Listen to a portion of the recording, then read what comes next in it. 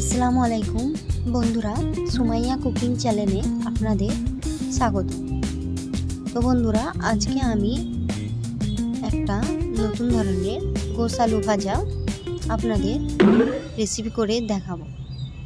তো বন্ধুরা, প্রথম থেকে শেষ পর্যন্ত দেখতে থাকুন, আশা করছি খুবই ভালো লাগবে। বন্ধুরা, প্রথমে আমি একটা উনুনে কড়াই চাপিয়ে দিয়েছি। কড়াইটাকে ভালো করে গরম করে নিলাম, নিয়ে তার উপরে পরিমাণ মতো তেল দিয়ে দিলাম। তেলটা যখন গরম হয়ে আসবে তখন পরিমাণ মতো পেঁয়াজ দিয়ে দিলাম। দিয়ে পেঁয়াজটাকে আমি ভালো করে নেড়ে চেড়ে বাদামি কালার করে ভেজে নেব।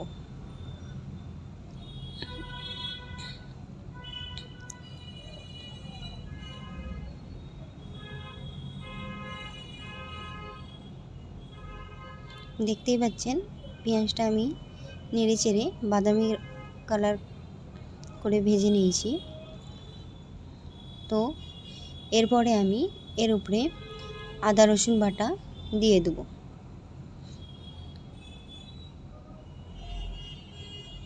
দেখতেই পাচ্ছেন আমি আদা রসুন বাটা দিয়ে দিলাম। দিয়ে এটাকে ভালো করে ভেজে নেব যাতে স্মেলটা চলে যায়।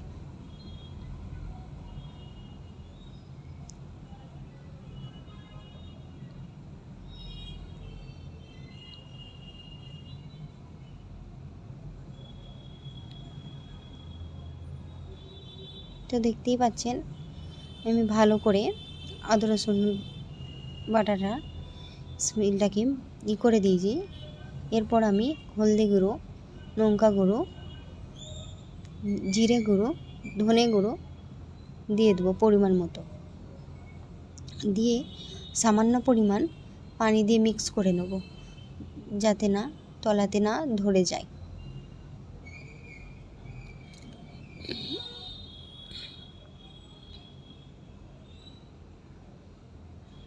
ভালো করে এটাকে আমি কষিয়ে নেব যতক্ষণ না এর ওপর দিয়ে তেলটা ছেড়ে দেয়।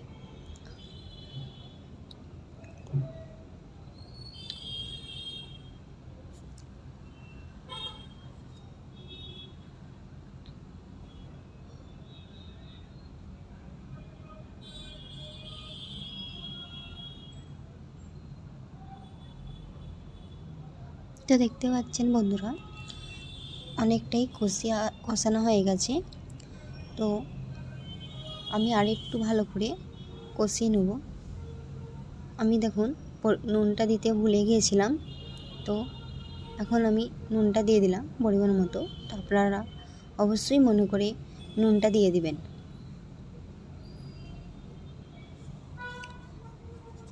দেখতেই পাচ্ছেন ওপর দিয়ে তেলটা ছেড়ে দিয়েছে। এরপর আমি গোস্তগুলো দিয়ে দিলাম, দিয়ে আমি ভালো করে মিক্স করে নেব। দেখতেই পাচ্ছেন আমি ভালো করে মিক্স করে নিয়েছি। গোস্তটাকে আমি ভালো করে একটুখানি কষিয়ে নেব।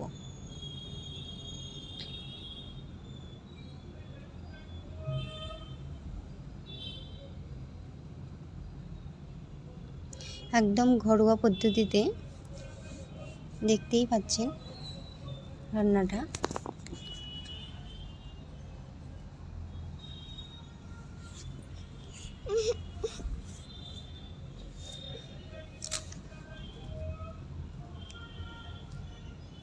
ভালো করে আমি কষিয়ে নিচ্ছি জিনিসটাকে।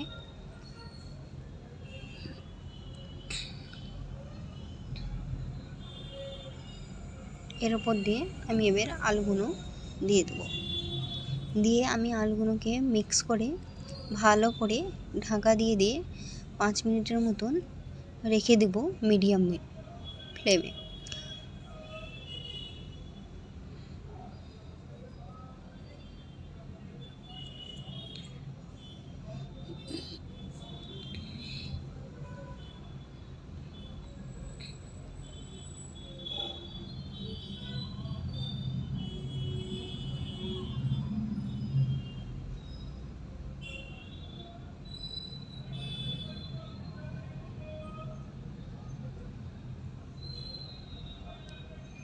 দেখতেই পাচ্ছেন আমি ঢাকা দিয়ে রেখে দিলাম আমি 5 মিনিটের মতন ঢাকা রেখে দেবো।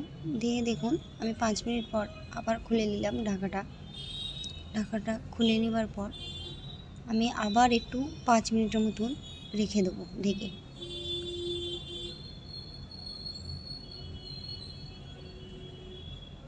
দেখতেই পাচ্ছেন আমি 5 মিনিট পর খুলেছি।